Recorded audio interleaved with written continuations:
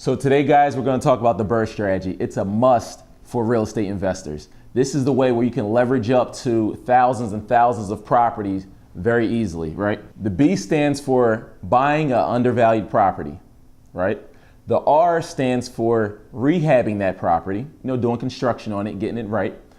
The next R stands for renting that property. So once the property is stabilized, rented out, then you can do something called refinance. And that's when you put a long-term mortgage on that property.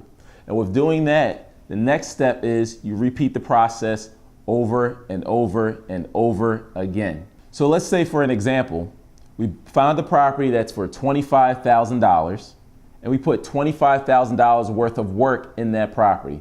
So we're all in $50,000 roughly. So with being all in at $50,000, let's say that same property appraises for $100,000. So the property appraising for $100,000, if you took it to a bank would typically cash you out or put a mortgage on 75 to 80% of the value of that property.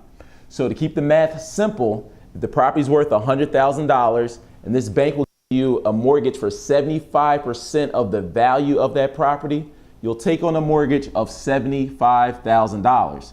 But you're all in for roughly $50,000, and then there's a surplus of funds of $25,000 that you can put in your pocket and you can use it to purchase more properties. But keep in mind that $50,000 that you initially outlaid, you get that back to just do the process again. And the key with this is you're not depleting your capital. So at the bank cashing out at 75%, you'll be getting back $25,000, a surplus, which then you can use to put into another deal. And this is why I recommend the BRRRR strategy to grow your portfolio exponentially.